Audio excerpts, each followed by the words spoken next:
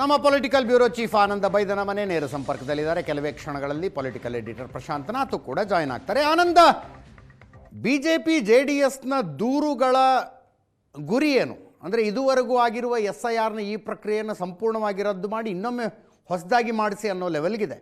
ಸಾಧ್ಯತೆ ಕಾಣಿಸ್ತಾ ಇದೆಯಾ ಅದರದ್ದು? ಒಟ್ಟಾರೆ ಕಳೆದ 3 ದಿನಗಳಿಂದ ಪ್ರತಿಪಕ್ಷವಾಗಿರ್ತಕ್ಕಂಥ BJP ಮತ್ತು JDS ಎಲ್ಲ ರೀತಿಯ ಹೋರಾಟಗಳನ್ನು ಕೂಡ ಮಾಡ್ತಾ ಇದೆ. ಆರಂಭಿಕವಾಗಿ ಕಲ್ಯಾಣ ಮಂಟಪ, ಮಸೀದಿ, ರಸ್ತೆಗಳಲ್ಲಾಗಿರ್ತಕ್ಕಂಥ ಏನು SIR ಪ್ರಕ್ರಿಯೆ ಇತ್ತು, ಇದಕ್ಕೆ ಆಕ್ಷೇಪ ವ್ಯಕ್ತಪಡಿಸಿ ಜಾಗೃತಿ ಮೂಡಿಸುವಂಥ ಪ್ರಯತ್ನಗಳಾಯಿತು ಮತ್ತು ಲೋಪಗಳನ್ನು ಪಟ್ಟಿ ಮಾಡ್ತಕ್ಕಂಥ ಪ್ರಯತ್ನವನ್ನು ಕೂಡ ಮೈತ್ರಿ ಪಕ್ಷದ ನಾಯಕರು ಮಾಡಿದರು. ಇಷ್ಟಾಗಿಯೂ ಕೂಡ ಇದು ಬದಲಾವಣೆ ಆಗ್ತಕ್ಕಂಥ ಸಾಧ್ಯತೆಗಳು ಕಂಡು ಬಂದಿಲ್ಲ. ಆ ಕಾರಣಕ್ಕಾಗಿ ಈಗ ಕೇಂದ್ರ ಚುನಾವಣಾ ಆಯೋಗದ ಮೇಲೆ ಒತ್ತಡ ಇರತಕ್ಕಂಥ ಪ್ರಯತ್ನವನ್ನು ಈಗಾಗಲೇ ಮೈತ್ರಿ ಪಕ್ಷದ ನಾಯಕರು ಮಾಡ್ತಿದ್ದಾರೆ. ಎಷ್ಟರ ಮಟ್ಟಿಗೆ ಅಂದರೆ ಇವತ್ತು ಕೇಂದ್ರ ಸಚಿವರಾಗಿರ್ತಕ್ಕಂಥ ಪ್ರಹ್ಲಾದ್ ಜೋಶಿ, ಕುಮಾರಸ್ವಾಮಿ ಮತ್ತು BJP ಮತ್ತು JDS ಎಲ್ಲ ನಾಯಕರು ಒಟ್ಟಿಗೆ ಹೋಗಿ ಇವತ್ತು ಬೆಳಗ್ಗೆ ದೂರನ್ನು ಕೊಡಲಾಯಿತು. ದೂರು ಕೊಡುವ ಸಂದರ್ಭದಲ್ಲಿ ಬಹಳ ಸ್ಪಷ್ಟವಾಗಿ ಅವರು ಈ ಎಲ್ಲೆಲ್ಲಿ ಯಾವ್ಯಾವ ರೀತಿಗಳ ವ್ಯತ್ಯಾಸಗಳಾಗಿದೆಯೋ ಅದನ್ನು ತಿಳಿಸುವಂಥ ಪ್ರಯತ್ನಗಳನ್ನು ಮಾಡಿದ್ದಾರೆ. ಇಷ್ಟರವರೆಗೆ ಮಾಧ್ಯಮಗಳ ಮೂಲಕ ಹೇಳುವ ಪ್ರಯತ್ನಗಳು ಮಾಡಿತ್ತು, ಆಯೋಗ ಅದಕ್ಕೆ ಸ್ಪಂದನೆ ಕೊಟ್ಟಿರಲಿಲ್ಲ. ಹೀಗಾಗಿ ಇವತ್ತು ಬೆಳಿಗ್ಗೆ ಜೋಶಿ ಮತ್ತು ಕುಮಾರಸ್ವಾಮಿ ಅವರು ಇಂಥ ಕಲ್ಯಾಣ ಮಂಟಪದಲ್ಲಿ ಇಂಥ ಬೂತ್ ಸಂಖ್ಯೆ, ಇಂಥ ವಿಧಾನಸಭಾ ಕ್ಷೇತ್ರ, ಈ ರೀತಿಯಾಗಿರ್ತಕ್ಕಂಥ ಪ್ರಕ್ರಿಯೆಗಳಾಗಿದೆ, ಇಲ್ಲಿ ಇಷ್ಟು ಜನ ಮತದಾರಗಳಿದ್ದಾರೆ, ಇದರಲ್ಲಿ ಯಾವ ಪ್ರಮುಖ ಸಮುದಾಯಕ್ಕೆ ಸೇರಿರ್ತಕ್ಕಂಥ ಮತದಾರರು, ಇವ್ರನ್ನ ಯಾಕೆ ದೃಷ್ಟಿಯಲ್ಲಿಟ್ಟುಕೊಂಡು ಈ ರೀತಿಯ ಪ್ರಕ್ರಿಯೆಗಳಾಗಿದ್ದಾವೆ, ತಕ್ಷಣ ಈ ಎಲ್ಲ ಪ್ರಕ್ರಿಯೆಗಳನ್ನು ಕೂಡ ರದ್ದುಪಡಿಸಿ, ಇಲ್ಲಾಗಿರ್ತಕ್ಕಂಥ ಪ್ರಕ್ರಿಯೆಗಳನ್ನೆಲ್ಲ ರದ್ದುಪಡಿಸಿ ಹೊಸದಾಗಿ ಮಾಡಬೇಕು ಅಂತಕ್ಕಂಥ ಡಿಮಾಂಡ್ ಒಂದು ಕಡೆ.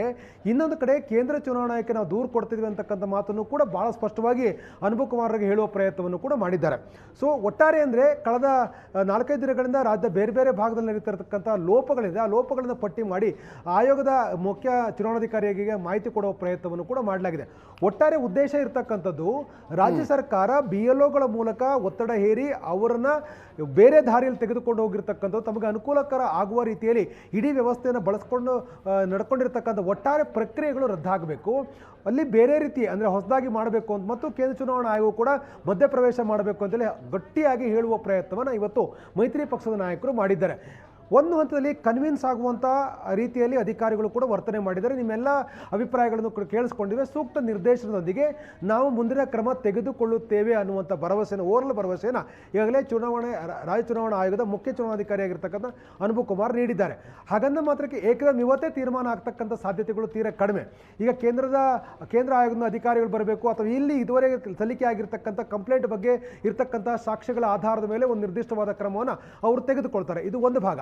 ಇನ್ನೊಂದು ಭಾಗ ಈಗ ನಡೀತಾ ಇರ್ತಕ್ಕಂಥ ಪ್ರಕ್ರಿಯೆ ಏನಿದೆ, ಕಳೆದ 5 ದಿನಗಳಲ್ಲಿ ನಡೆಯುವಂಥ ಏನು ಪ್ರಕ್ರಿಯೆ ಇದೆ, ಇದರಲ್ಲಿ ಆಗಿರ್ತಕ್ಕಂಥ ಲೋಪಗಳನ್ನು ಸರಿಪಡಿಸ್ತಕ್ಕಂಥ, ಸರಿಯಾದ ದಾರಿಯಲ್ಲಿ ಹೋಗ್ತಕ್ಕಂಥ ರೀತಿಯಲ್ಲಿ ಒತ್ತಡ ಹೇರುವಂಥ, ರಾಜ್ಯ ಸರ್ಕಾರದ ಅಕ್ರಮವನ್ನು ಬಯಲಿಗೆಳಿತಕ್ಕಂಥ ಕೆಲಸವನ್ನು ಮಾಡಲಿಕ್ಕೆ ಮೈತ್ರಿ ಪಕ್ಷದ ನಾಯಕರು ಒಂದು ಹಂತದಲ್ಲಿ ಯಶಸ್ವಿಯಾಗಿದ್ದಾರೆ ಅಂದರೂ ಕೂಡ ತಪ್ಪಾಗಲಾರದು. ಅಜಿತ್, ಎಸ್, ಪ್ರಶಾಂತ್ ಕೂಡ ಜಾಯ್ನ್ ಆಗಿದ್ದಾರೆ ನಮ್ಮನ್ನ. ಪ್ರಶಾಂತ್, ಪಶ್ಚಿಮ ಬಂಗಾಳದಲ್ಲಿ ತೃಣಮೂಲ ಕಾಂಗ್ರೆಸ್ನವರು SIR ಪ್ರಕ್ರಿಯೆ ವಿರುದ್ಧ ಏನು ಹೋರಾಟ ಮಾಡಿದ್ರಲ್ಲ, ಆ ದಾರಿ BJP JDSನವ್ರು ತೆಗೆದುಕೊಳ್ಳಬಹುದು ಅಂತ ಅನ್ನಿಸ್ತಾ ಇದೆಯಾ ಇಲ್ಲಿ? ನೋಡಿ, ಇದು ಆರಂಭಿಕ ಹಂತದಲ್ಲಿ ಕಂಪ್ಲೇಂಟ್ ಕೊಡೋ ಲೆವೆಲ್ಗಿದೆ, ನಾಳೆ ಕೋರ್ಟ್ಗೆ ಹೋಗ್ಬೋದು ಇವರು, ಅಲ್ಲ ಪ್ರಕ್ರಿಯೆಯಲ್ಲಿ ಇಂಥ ಲೋಪಗಳಾಗಿದ್ದಾವೆ ಅಂತ.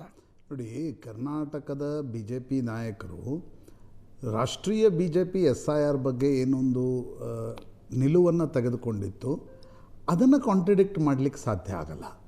ನನಗನ್ಸುತ್ತೆ SIR ಪ್ರಕ್ರಿಯೆಯನ್ನು ರದ್ದುಗೊಳಿಸಿ ಅಂತಕ್ಕಂಥದ್ದನ್ನು ಹೇಳಲಿಕ್ಕೆ ಕರ್ನಾಟಕದ BJP ಮತ್ತು JDS ಪ್ರಯತ್ನ ಪಡ್ತಾ ಇಲ್ಲ. ಅವ್ರು ಹೇಳ್ತಾ ಇರ್ತಕ್ಕಂಥದ್ದೇನು ಅಂತಂದರೆ, ಎಲ್ಲೆಲ್ಲಿ ಲೋಪಗಳಾಗ್ತಿದ್ದೇವೆಯೋ, ಎಲ್ಲೆಲ್ಲಿ ದೋಷಗಳಾಗ್ತಿದ್ದೇವೆಯೋ ಅದನ್ನು ಸರಿಪಡಿಸಿ ಅಂತಕ್ಕಂಥದ್ದನ್ನು ಹೇಳ್ಬೋದೇ ಹೊರತು, ಈಗ ಚುನಾವಣಾ ಆಯೋಗ ಕೂಡ ಇಡೀ SIR ಪ್ರಕ್ರಿಯೆಯನ್ನು ರದ್ದುಪಡಿಸ್ಲಿಕ್ಕಾಗಲ್ಲ. ಈಗ ಹಳ್ಳಿಗಳಲ್ಲಿ SIR ಪ್ರಕ್ರಿಯೆ ಭಾಳ ಏನು ಸಮಸ್ಯೆ ಉಂಟು ಮಾಡ್ತಾ ಇಲ್ಲ, ಯಾಕಂದರೆ ಪ್ರತಿಯೊಬ್ಬ ಪಕ್ಷದ ಕಾರ್ಯಕರ್ತನಿಗೂ ಪ್ರತಿಯೊಂದು ಮನೆಯಲ್ಲಿ ಪರಿಚಯ ಇರುತ್ತೆ. ಹೌದು, ಇದೆಲ್ಲ ನಡೀತಾ ಇರತಕ್ಕಂಥದ್ದು A ಮತ್ತು B ಸಿಟಿಗಳಲ್ಲಿ ಮಾತ್ರ. ಹೀಗಾಗಿ BJP ಮತ್ತು JDSನವ್ರು ಹೇಳ್ತಾ ಇರೋದೇನು, ಲೋಪ ಮತ್ತು ದೋಷಗಳು ಎಲ್ಲೆಲ್ಲಿ ಕಂಡು ಬರ್ತಾ ಇವೆಯೋ, ನಡೀತಾ ಇವೆಯೋ, ಆಕ್ರಮದ ಬಗ್ಗೆ ದೂರುಗಳು ಬರ್ತಾ ಇವೆಯೋ, ಅಲ್ಲಿ ಮರು SIR ಪ್ರಕ್ರಿಯೆಯನ್ನು ನಡೆಸಬೇಕು ಅಂತಕ್ಕಂಥದ್ದನ್ನು BJP ಮತ್ತು JDS ಹೇಳ್ಬೋದೇ ಹೊರತು, ನೀವು ಪೂರ್ತಿಯಾಗಿ ರದ್ದುಗೊಳಿಸಿ ಅಂತಂದರೆ ಚುನಾವಣಾ ಆಯೋಗವು ಕೂಡ ರದ್ದುಗೊಳಿಸ್ಲಿಕ್ಕೆ ಸಾಧ್ಯ ಆಗಲ್ಲ. ಕರೆಕ್ಟ್. ಯಾಕಂದರೆ ಇಲ್ಲಿ ಕಾಂಗ್ರೆಸ್ ಆಡಳಿತದಲ್ಲೇ ಅಂತ ರದ್ದುಗೊಳಿಸಿದರೆ, ಹಾಗಾದರೆ ಬೇರೆ ರಾಜ್ಯಗಳಲ್ಲೂ ರದ್ದುಗೊಳಿಸ್ಬೇಕಾಗತ್ತೆ ದೂರುಗಳು ಬಂದಾಗ. ಅಲ್ಲಲ್ಲ, ರದ್ದು ಅಂದರೆ ಈ ಪ್ರಕ್ರಿಯೆ, ಮನೆ ಭೇಟಿಯ ಪ್ರಕ್ರಿಯೆಯಲ್ಲಿ ಇಲ್ಲಿ ತನಕ ಏನೇನಾಗಿದೆಯಲ್ಲ ಅದನ್ನು ತೆಗೆದು ಫ್ರೆಶ್ ಆಗಿ ಸ್ಟಾರ್ಟ್ ಮಾಡಿ ಅಂತಿದ್ದಾರೆ. ಅಲ್ಲ, ಅದು ಅವರ ಬೇಡಿಕೆ, ಅದು ಅವ್ರ ಬೇಡಿಕೆ ಇದ್ದರೂ ಕೂಡ ಅದನ್ನು ಚುನಾವಣಾ ಆಯೋಗ ಮಾನ್ಯ ಮಾಡಲ್ಲ. ಈಗ ಅನೇಕ ಕಡೆ ನಾರ್ಮಲ್ ಇಲೆಕ್ಷನ್ಸ್ಗಳು ನಡೀತವೆ, ಎಲ್ಲಿ ದೂರುಗಳನ್ನು ಮಾನ್ಯ ಮಾಡಲಾಗತ್ತೆ? ಎಲ್ಲಿ ಲೋಪ ದೋಷ ಅಕ್ರಮಗಳು ನಡೀತಿವೆಯೋ ಅಲ್ಲಿ ವೋಟಿಂಗನ್ನು ಮಾಡಲಿಕ್ಕೆ ಅವಕಾಶವನ್ನು ಚುನಾವಣಾ ಆಯೋಗ ಕೊಡುತ್ತೆ. ಹೌದು ಹೌದು. ಸೇಮ್ SIR ಪ್ರಕ್ರಿಯೆಯಲ್ಲೂ ಕೂಡ ಇಡೀ SIR ಪ್ರಕ್ರಿಯೆಯನ್ನು ರದ್ದುಗೊಳಿಸಿ ಪುನರಪಿ ಶುರು ಮಾಡಿ ಅಂತಕ್ಕಂಥದ್ದನ್ನು ಯಾವುದೇ ರಾಜಕೀಯ ಪಕ್ಷ ಹೇಳಿದ್ರು ಕೂಡ ಅದನ್ನು ಮಾನ್ಯ ಮಾಡಲಿಕ್ಕೆ ಲಾಜಿಕಲ್ ಆಗಲ್ಲ, ಬೇಡಿಕೆನೇ ಲಾಜಿಕಲ್ ಆಗಲ್ಲ. ಎಸ್, ಆ ರೀತಿ ಬೇಡಿಕೆಗಳನ್ನು ಮಾನ್ಯ ಮಾಡೋಕ್ಕಾಗಲ್ಲ ಅನಿಸುತ್ತೆ. ಬಟ್ ಸ್ಪೆಸಿಫಿಕ್ ಆಗಿರ್ತಕ್ಕಂಥ ವಾರ್ಡ್ಗಳಲ್ಲಿ ಬೂತ್ಗಳಲ್ಲಿ ಈ ರೀತಿಯ ಆಕ್ರಮಗಳೇನು ನಡೀತಾ ಇವೆ ಅಲ್ಲಿ ಅದನ್ನು ರದ್ದುಗೊಳಿಸಿ ಪುನರಪಿ ನಡೆಸಿ ಅಂತಕ್ಕಂಥದ್ದನ್ನು ಹೇಳೋದ್ರಲ್ಲಿ ಅರ್ಥ ಇದೆ. ಬಟ್ ಚುನಾವಣಾ ಆಯೋಗ ಏನು ಮಾಡುತ್ತೆ ಅನ್ನೋದು ನೋಡ್ಬೇಕು. ಯಾಕಂದರೆ ಬಿಹಾರದಲ್ಲಿ ಮಹಾರಾಷ್ಟ್ರದಲ್ಲಿ ಪಶ್ಚಿಮ ಬಂಗಾಳದಲ್ಲಿ ಈ SIR ಪ್ರಕ್ರಿಯೆಯ ಲಾಭ BJPಗೆ ಆಗಿತ್ತು. ಅಂತಿಮವಾಗಿ ಈಗ ನೋಡಿ, ಮಹಾರಾಷ್ಟ್ರ ಬಿಹಾರದಲ್ಲಿ BJPಯ ಸರ್ಕಾರಗಳೇ ಇದ್ವು. ಆದರೆ ಪಶ್ಚಿಮ ಬಂಗಾಳದಲ್ಲಿ BLOಗಳ ಮೇಲೆ ಅಬ್ಸರ್ವರ್ಸ್ಗಳನ್ನು ಸೆಂಟ್ರಲ್ ಗೌರ್ಮೆಂಟ್ ಅಬ್ಸರ್ವರ್ಸ್ಗಳನ್ನು ನೇಮಿಸಲಾಯಿತು. ಕರೆಕ್ಟ್. ಅದಾದಮೇಲೆ ಮುಖ್ಯ ಚುನಾವಣಾ ಆಯೋಗದ ಅಧಿಕಾರಿಯನ್ನು ಬಳಸಲಾಯಿತು. ಚುನಾವಣೆಯ ಹೊಸ್ತಿಲಲ್ಲಿ ವೋಟರ್ಸ್ ಲೀಸ್ಟ್ನಲ್ಲಿ ಗಣನೀಯ ಪ್ರಮಾಣದ ಹೆಸರುಗಳನ್ನು ತೆಗೆದುಹಾಕಲಾಯಿತು. ಈ ಪ್ರಕ್ರಿಯೆ ಕರ್ನಾಟಕದಲ್ಲಿ ಹೇಗೆ ನಡೆಯುತ್ತೆ ನೋಡಬೇಕು. ಒಂದು.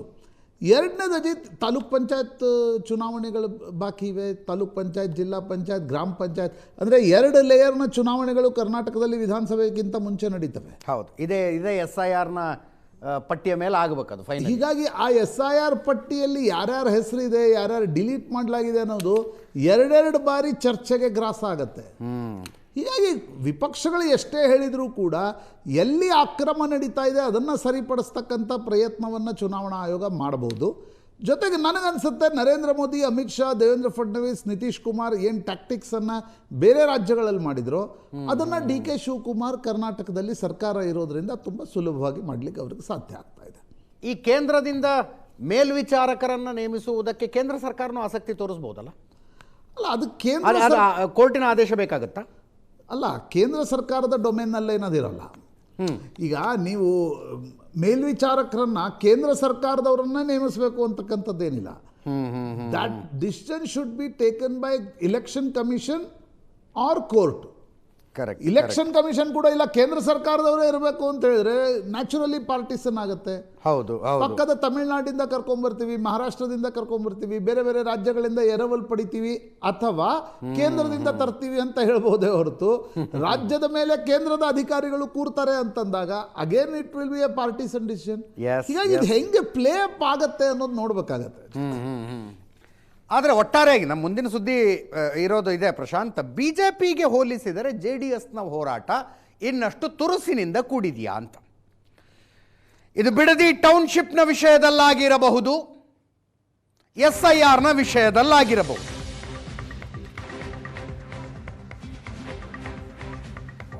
ಬಿಡದಿ ಟೌನ್ಶಿಪ್ನ ವಿಷಯ ಬಿಡಿ, ಅದು ಒಕ್ಕಲಿಗರ ಹಾರ್ಟ್ಲ್ಯಾಂಡ್ನಲ್ಲಿ ನಡೀತಾ ಇರುವ ವಿವಾದ. ಸಹಜವಾಗಿ JDS ಒಂದು ಹೆಜ್ಜೆ ಮುಂದೆ ಇರುತ್ತೆ.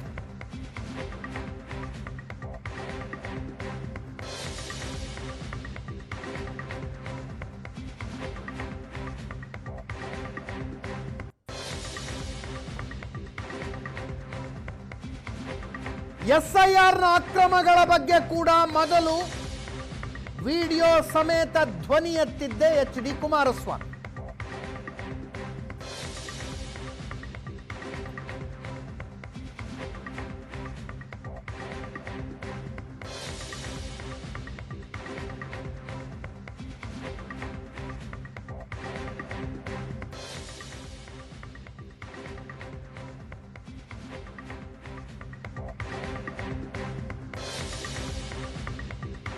ರಾಜ್ಯ ಸರ್ಕಾರದ ವಿರುದ್ಧದ ಹೋರಾಟದಲ್ಲಿ ಎರಡೂ ವಿರೋಧ ಪಕ್ಷಗಳಿಗೆ ಹೋಲಿಸಿದರೆ JDS 2 ಹೆಜ್ಜೆ ಮುಂದೆ ಇದೆಯೇನೋ ಅನ್ನಿಸ್ತಾ ಇದೆ.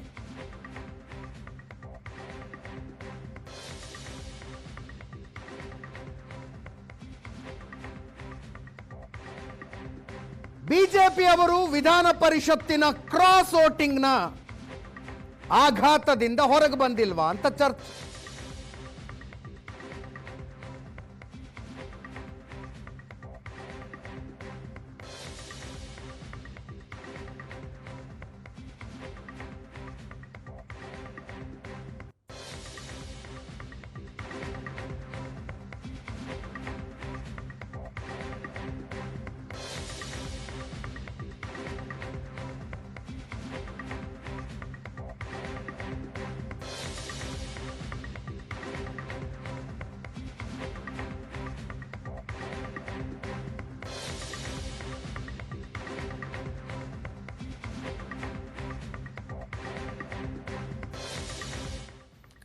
ಪ್ರಶಾಂತ್, ಇದೊಂದು ಜನರಲ್ ಅಬ್ಸರ್ವೇಷನ್ನು, ನಿಮಗೂ ಹಾಗೆ ಅನಿಸುತ್ತಾ? ಪರ್ಸೆಪ್ಷನ್ ಹೆಂಗಾಗಿದೆಯಾ? ನೋಡಿ, ಡಿ ಕೆ ಶಿವಕುಮಾರ್ ವಿರುದ್ಧ ಗುಟುರು ಹಾಕುವ ಸಾಮರ್ಥ್ಯ ಇರೋದು ದೇವೇಗೌಡರ ಕುಟುಂಬಕ್ಕೆ. ಅದು ಇನ್ನೊಂದು ರೀತಿಯೂ ತೆಗೆದುಕೊಳ್ಬೋದು ನೀವು. ದೇವೇಗೌಡರ ಕುಟುಂಬಕ್ಕೆ ಗುಟುರು ಹಾಕುವ ಸಾಮರ್ಥ್ಯ ಇರೋದು ಡಿ ಕೆ ಶಿವಕುಮಾರ್ಗೆ. ಡಿ ಕೆ ಶಿವಕುಮಾರ್ ವಿರುದ್ಧ ಈಗ ಸಿದ್ದರಾಮಯ್ಯನವರ ವಿರುದ್ಧ ಬಿ ಜೆ ಪಿಯವರು ಎಷ್ಟು ಪ್ರಬಲರಾಗಿ ಅನ್ನಿಸ್ತಾ ಇದ್ರು. ಯಾಕಂದರೆ ಸಿದ್ದರಾಮಯ್ಯನವರು ತಟ್ಟೆಯಲ್ಲಿಟ್ಟು ಕೊಡ್ತಾ ಇದ್ರು ಈ ರೀತಿಯ ಸೈದ್ಧಾಂತಿಕ ವಿಚಾರ. ಬಿ ಜೆ ಪಿಯವ್ರಿಗೆ ಏನಾಗಿದೆ ಅಜಿತ್ ಅಂದರೆ, ಹಿಂದುತ್ವದ ವಿಷಯ, ಹಿಂದುತ್ವದ ಪಿಚ್ನಲ್ಲಿ ಅವರು ಬ್ಯಾಟಿಂಗ್ ಚೆನ್ನಾಗಿ ಮಾಡ್ತಾರೆ. ಅವ್ರಿಗೆ ಆಡಿ ಆಡಿ ಆಡಿ ಅದೇ ಅವ್ರ ಹೋಮ್ ಪಿಚ್ ಅಲ್ಲ, ಅದವ್ರದ್ದು ಹೋಮ್ ಪಿಚ್ ಅದು. ಅದೊಂದು ರೀತಿ ಪೇಟೆಂಟ್ ತೆಗೆದುಕೊಂಡಂಗೆ. ಬಟ್ ರೈತರ ವಿಷಯ ಇರ್ಬೋದು, ಸಾಮಾಜಿಕ ಬೇರೆ ವಿಷಯಗಳಿರ್ಬೋದು, ಆರ್ಥಿಕವಾಗಿರ್ತಕ್ಕಂಥ ವಿಷಯಗಳಿರ್ಬೋದು, ರೈತರ ವಿಷಯ. ಈಗ ರೈತರ ವಿಷಯದಲ್ಲಿ ಹಿಂದೆ ಯಡಿಯೂರಪ್ಪನವ್ರು ಮಾತಾಡದಂತೆ ಮುಂದೆ ಯಾವ ವಿರೋಧ ಪಕ್ಷದ ನಾಯಕ ಸಿದ್ದರಾಮಯ್ಯನವ್ರಿಗೂ ಕೂಡ ರೈತರ ವಿಷಯದ ಬಗ್ಗೆ ಮಾತಾಡುವಂಥದ್ದಿರಲಿಲ್ಲ. ಅಂದರೆ ಆ ರೀತಿಯ ನಾಯಕತ್ವ ಕರ್ನಾಟಕದ ಬಿ ಜೆ ಪಿಯಲ್ಲಿ ಇವತ್ತಿಲ್ಲ. ಅವ್ರಿಗೆ ಹಿಂದುತ್ವದ ವಿಷಯ ಹೇಳಿ ಅವರು ಭಾಳ ಫ್ರಂಟ್ ಫುಟ್ಟಲ್ಲಿ ಬಂದು ಬ್ಯಾಟಿಂಗ್ ಮಾಡ್ತಾರೆ. ಬಟ್ ಬೇರೆ ವಿಷಯ ಇದ್ದಾಗ ಅವರು ಬ್ಯಾಕ್ ಫುಟ್ ಆಡ್ಲಿಕ್ಕೆ ಕೊಡ್ತಾರೆ. ಕುಮಾರಸ್ವಾಮಿ ಹಾಗಲ್ಲ. ಕುಮಾರಸ್ವಾಮಿ ಅವ್ರಿಗೆ ಒಂದು ಶಕ್ತಿ ಇರತಕ್ಕಂಥದ್ದು, ಒಂದು ಫೈಲ್ ಚೆನ್ನಾಗಿ ಓದ್ತಾರೆ.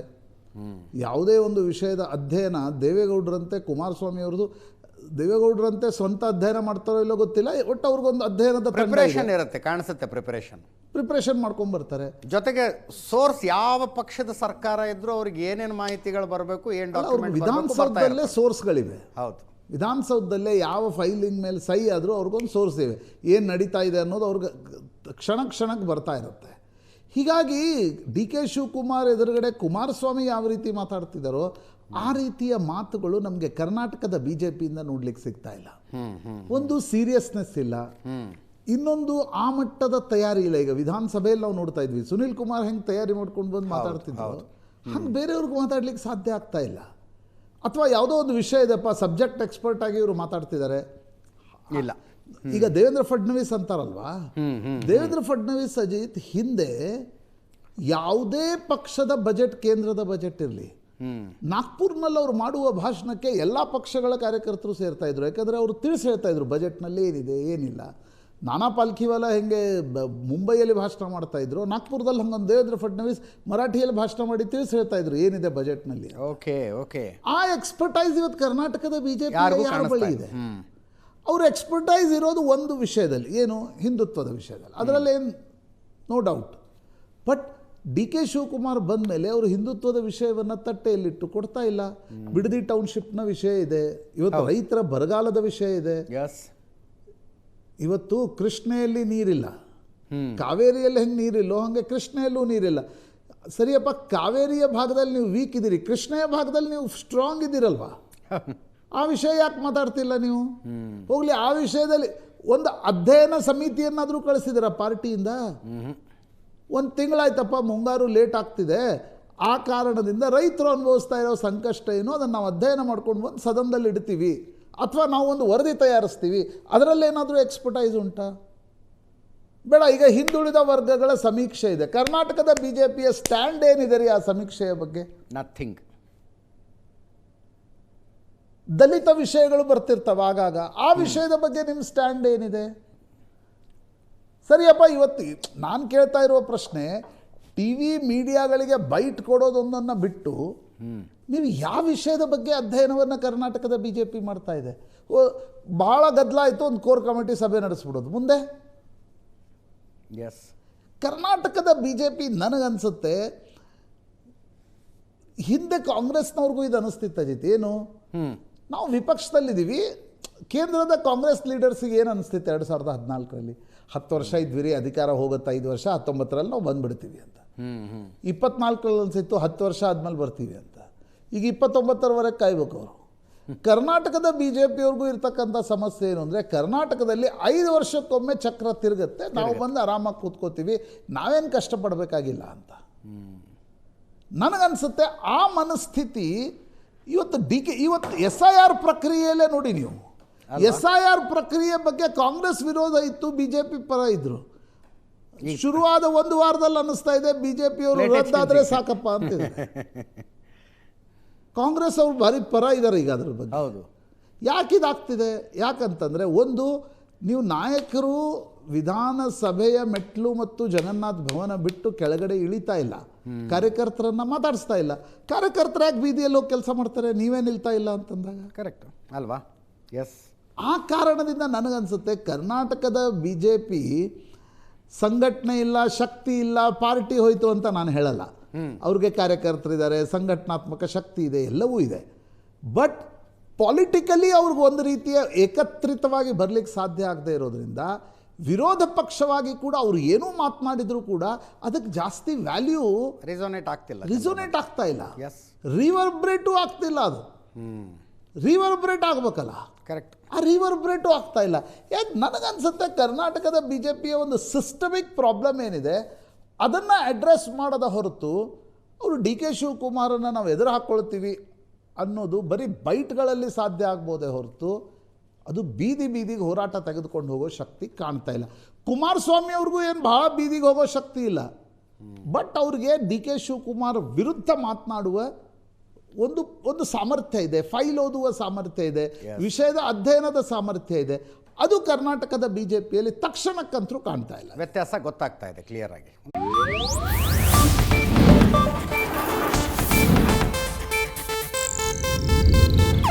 ಇದು ಏಷ್ಯಾನೆಟ್ ನ್ಯೂಸ್ ನೆಟ್ವರ್ಕ್ ಪ್ರಸ್ತುತಿ.